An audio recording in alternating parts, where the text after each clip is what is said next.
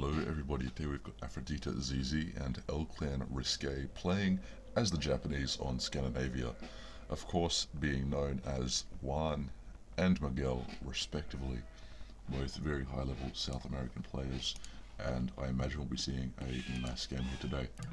This of course, Scandinavia, is not a standard resource map. You do not get any forage bushes, so you look around, no forage bushes here whatsoever, but there are the 3 boar and there are plenty of deer for both players. What immediately strikes me about this map is how short the distance between these two players is. Because we see right here, this is where Miguel is and this is where Juan is. They are very close to one another, and this really is going to be shortening the drush distance if these players go for a drush. And Japanese have the strong drush, not only because as soon as you get up to field age they have plus 25% attack rate on their infantry, but because their lumber camps, mining camps, mills cost minus 50 wood.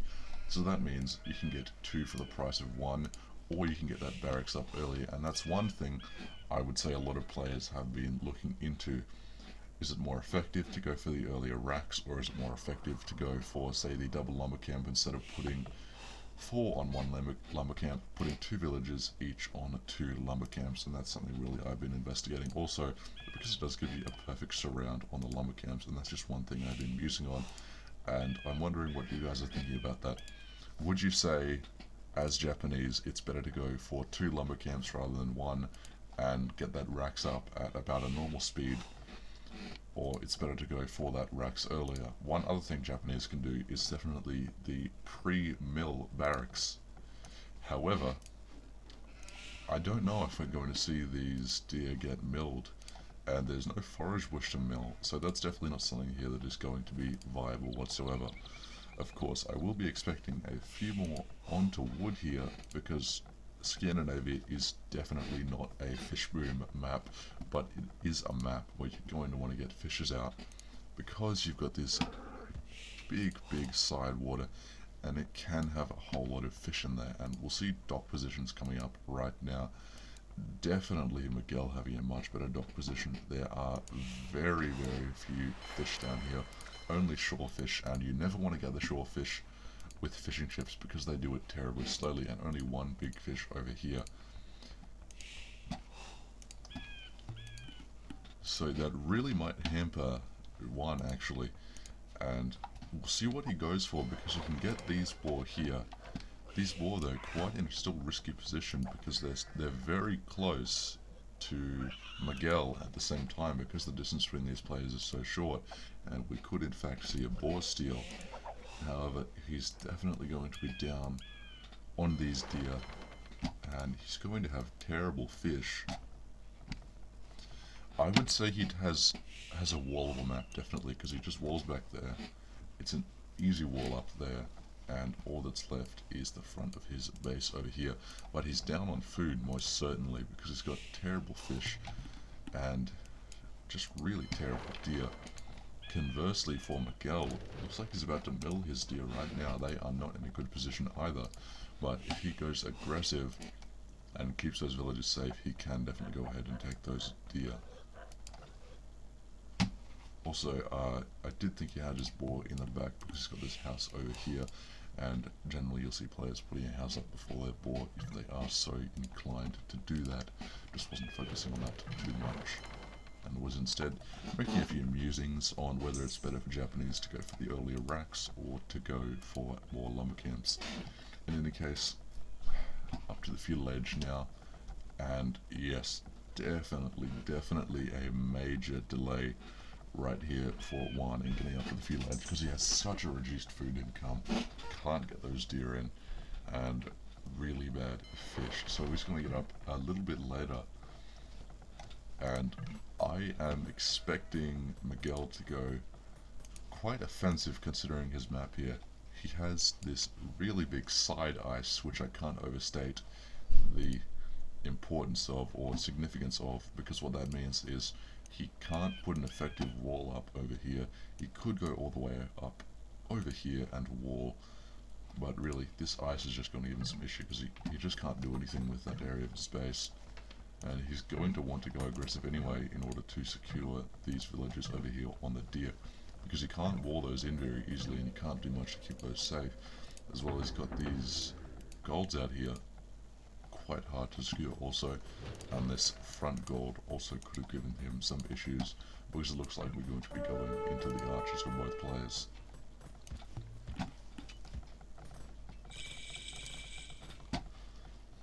So what are we going to see? Are we going to see this archery range come up? It looks like we're seeing militia right now, actually. We definitely are seeing those militia, and I'm going to imagine we'll be seeing man-at-arms upgrade very soon, because of course having that extra 25% attack rate and having the man-at-arms upgrade, they can raise buildings very fast and wreak havoc on enemy villages. So definitely is going to want to go for a move and try and get down in here, but that is the wall up there very, very quickly, and that was very sharp play there in noticing those militia coming in and getting that wall up quickly. But it looks like we're seeing a watchtower coming up over here also right now, and that is going to put some pressure on this wall. It's not going to deny any resources, but it's going to put some pressure on this wall, and may just be what it takes to hold it down, which is at least going to force a tower to come up over here.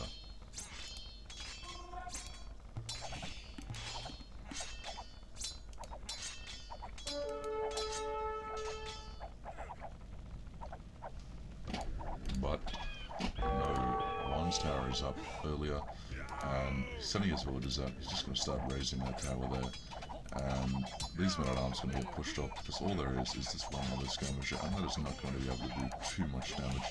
Getting one villager killed off there, but this tower is definitely going to come down, and those villagers going to run off. So the offensive has not really worked too well at all for Miguel here, because his tower hadn't denied any resources whatsoever, and Juan just got up his own tower. He has at least deprived his opponent of the ability to get up 2 extra town centers in Castle Age without putting any villages on stone. However, unfortunately, he's in the same position right now, but it looks like he's about to get a lot more aggressive here, and he could be going for a heavy field play, since he does have these 2 archery ranges out, and he's already gone for the 3rd archery, as well as producing quite a few units from the barracks. So it looks like he might go quite heavily into that. However, what are we seeing back here? We are seeing this ice coming into play, because of course no wall up over here, and Miguel getting very aggressive, so this unit's just walking over the ice and unimpeded by any walls or any other units over here from Miguel, and they're going to walk straight over. How is Juan's scouting information on where Miguel's villages are at? He does see quite a lot of them on this wood here, and he can pick up some villager kills over on this wood down here or down here, because reasonably close still to the town centre, but no other military units in sight from Miguel, so that's going to be quite an issue. He's going to have to retreat his military back there to try and get those units.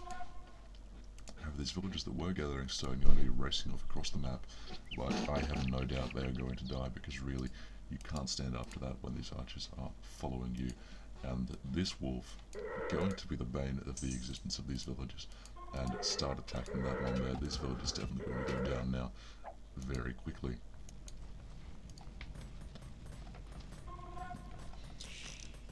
So will we be seeing either player about to go up? It looks like they're getting ready. Good gold income on both of them, and food going up quite quickly as well. Of course, Miguel definitely, as I say, having the food advantage, because he's got this really, really nice fish right here, whereas you contrast that against what Juan has, and it just does not stand up. He's only got this one big fish, which he's just taking now after so long, and no other fish back here really worth noting whatsoever. These archers just about to get picked off. They are not going to be able to deal with the skirmishers and archers that Miguel is pushing forward right now. Also, Juan not having the archer armor upgrade going to cause some more issues for him, especially in trying to counter those skirmishes, because they will be doing major damage against the archers. And that is both players up. However, we are seeing Miguel getting up quite a bit earlier. No doubt going to have both players get vodka as soon as they go up and start going into the crossbowmen. We'll probably see some mangonels mixed in, and we'll definitely be seeing Miguel use those mangonels offensively and try and get down these walls here, because Juan has a very solid wall off. He's lost a lot of his map control. He only has 1 gold there, and he's only got these 2 stones here, but he has very nice, safe wood. The only major issue for him is, like I say, he does not have map control whatsoever. He's lost that entirely, and he's really going to be down on that. Whereas Miguel was able to take these deers unopposed earlier, and if he needs to, he can easily take these gold over here.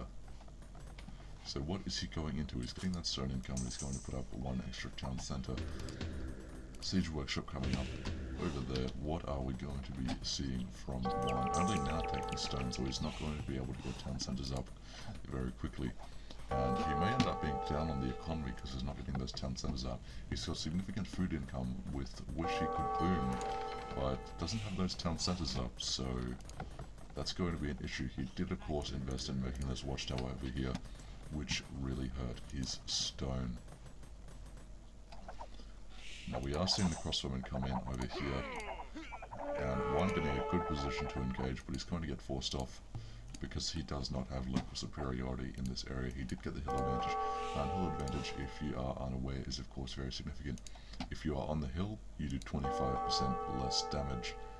I mean, if you're on the hill, you do 25% more damage, and your opponent does 25% less damage to you. So as long as you are 1 tile of elevation higher than their units, you will have a very big advantage over them, and players will always want to seize that advantage, because it is really something which can turn the tide of battles. Are we going to see those mangonels come out? What I'm interested here is in the choice to build a stable. Why has he built a stable at all? Because Japanese, I would say, probably have the worst cavalry in the game. Koreans also quite terrible, actually, to be honest. Plenty of civilizations have terrible cavalry, but all going to get pushed off that watchtower there, and it is really devastating. But that mangonel might come in and clean it up if it gets a big hit on, and that's actually quite a nice split there, and that was very good micro there on the part of Juan. However, mangonel micro has been really getting quite impressive in, I would say, recent months of AOC. Mangonel micro has been really, it's been the thing to do for players. It's been the thing that players want to get better at, I would say, almost certainly. And now, seeing the fire ships, we did see Juan do a dock over here and make some fire ships to clean up his opponent's fishes.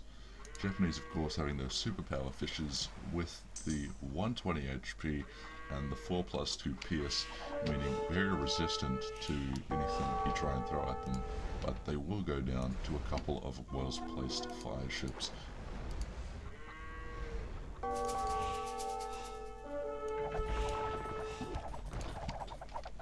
Yeah, but mangonel micro has really been the thing to do, so being able to use crossbowmen effectively to take out a mangonel is a skill that a lot of players really have been building up, and being able to use mangonels effectively to take out crossbowmen is the same thing. So it's really quite hard to combat mangonels with crossbowmen. We are seeing a raid being launched up here by Juan, and microing them quite effectively there, but not getting any villagers, which is what he really wants to do. And villagers losing all of his map control here. Just getting a siege workshop over there now. Gonna get one of his own mangonels and try and bring one of these mangonels over here, which are just slowly destroying off his wall.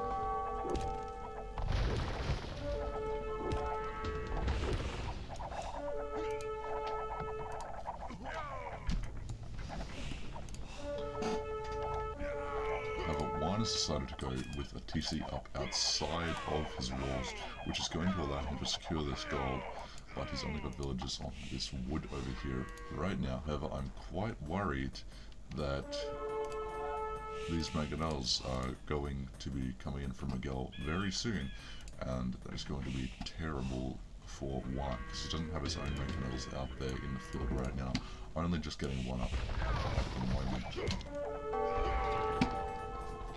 And actually, we're seeing the castle.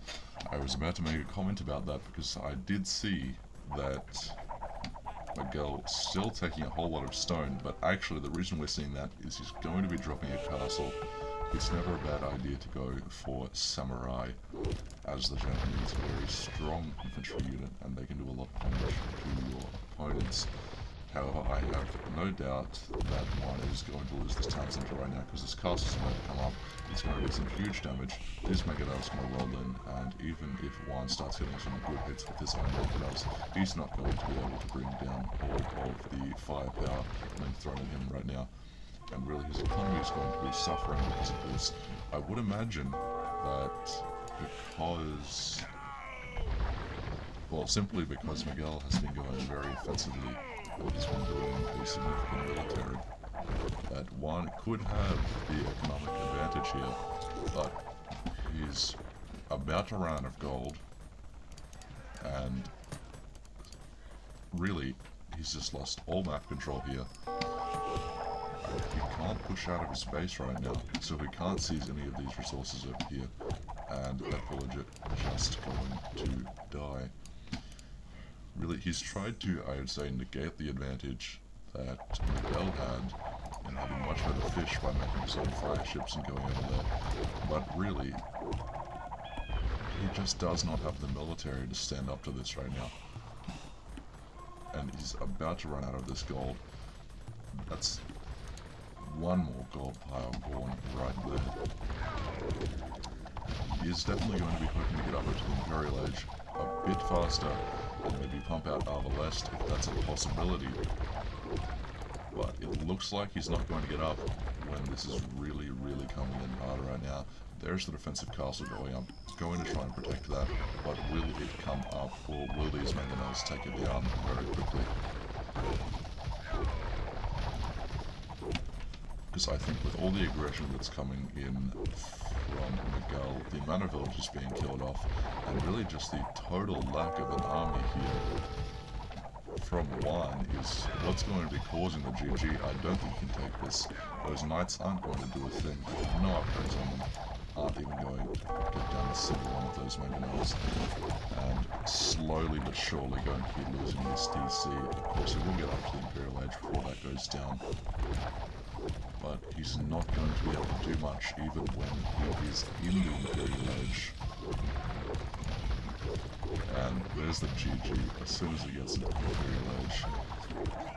Really tried to play defensively, but he missed out on a lot of the food income. He did not have good fish, and that really caused some issues for him. And even when he tried to get offensive, Miguel just kept pushing in his superior army and shutting down all of his offensive attempts as quickly as possible. So very good aggressive play from Miguel. Juan giving the GG there at just shy of 40 minutes as soon as he gets into the Imperial Edge.